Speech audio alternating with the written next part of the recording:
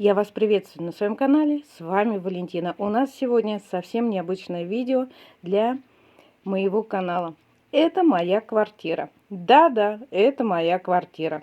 Когда я ее увидела, я была в таком шоке, что решила снять видео. Квартиру купила очень давно. Она была чистенькая, пустила жильцов. И жильцы жили-жили, не тужили, разругались и съехали. Ну, тут я начала делать ремонт. Ремонт был конкретно сделан. Все поклеено, все сделано.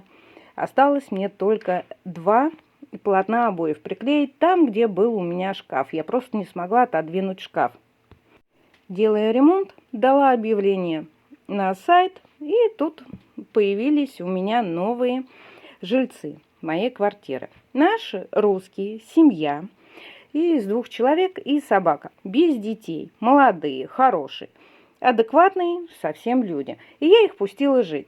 Ну как, раз приехала, все нормально, платят вовремя, живут, всегда на связи, ну что еще надо? Все хорошо у вас? Да, все хорошо.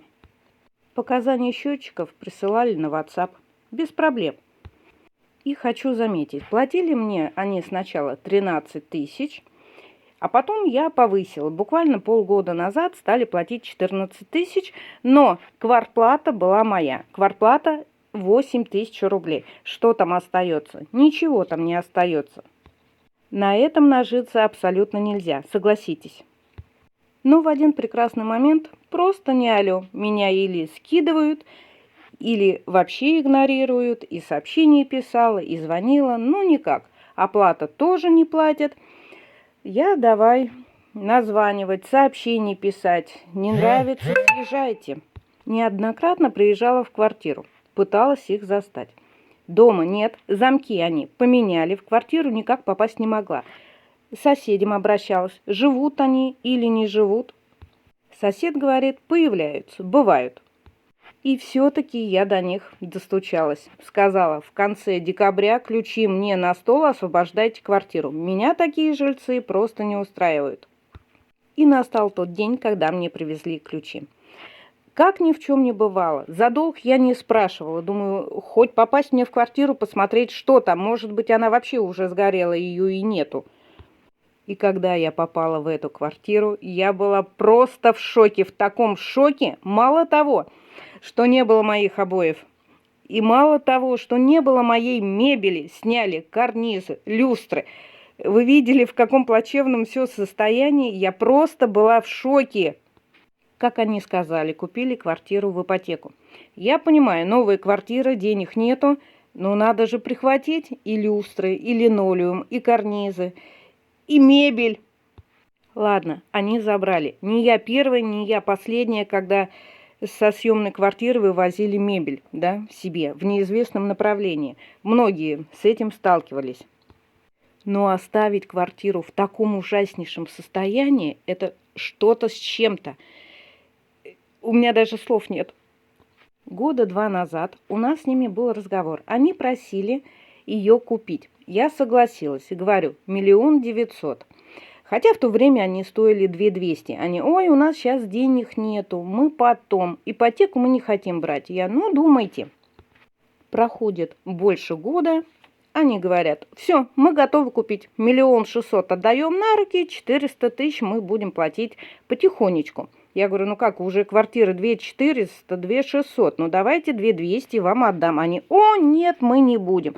Может быть, счищен потолок, допустим, стены оборванные, они уже готовили ее под себя, под свой ремонт. Я не знаю. А еще, когда я ее купила, окна были старые. Окна я не меняла. Я оставила как есть. И пока они жили, говорят, давайте мы поменяем окна. Я говорю, я сама поменяю, когда вам удобно, приедет замерщик и поставим окна. А они мне, нет, мы лучше сами вставим. Квартплату платить не будем, и все. И окна вставим на эти деньги. И я как чуяла, не повелась, потому что могло быть, что деньги они бы не платили те же полгода, и осталась бы я и без денег, и без окон. Вывод какой? Девчонки, кто сдает квартиры? Обязательно приезжайте в свою квартиру. Берите паспортные данные, заключайте договор. Пусть будет, вы будете платить налоги. Пусть. Чем так, вы пришли в один прекрасный момент, и у вас голяк. Вложиться в ремонт – это больше денег выйдет, чем вы будете сдавать. Наняла ребят, сделали мне ремонт. Все отодрали, шпаклевали, клеили. Нормально. Но, девчонки, это надо было иметь такие мозги, вы потом увидите. На кухне постелили ламинат, там стояли шкафы напольные. Чтобы их не отодвигать, или они присохли от грязи, или что. А у них не получилось их отодвинуть, так они дырки вырезали в ламинате. Это какие надо иметь мозги, я вообще в шоке. Я когда увидела, у меня и смех, и грех. Но я 5 из суммы общей за ремонт вычла, сказала, придете переделывать, тогда 5 отдам. Кстати, у меня в этой квартире еще был телевизор, какого не было уже. И мебель на кухню я покупала перед этими жильцами, но собирали они сами. Посмотрела, не пойму, шкафа одного нету. Вот, смотрите, что они наделали. Один шкаф они не собрали, или, может быть, он у них не уместился. Я смотрю на зимнем холодильнике, это что под окном, смотрю, новые двери от шкафа висят на этом холодильнике. Но я считаю, что это просто портит мебель. Просто жалко, оставляешь хорошую новую мебель, а приходишь к разбитому корыту.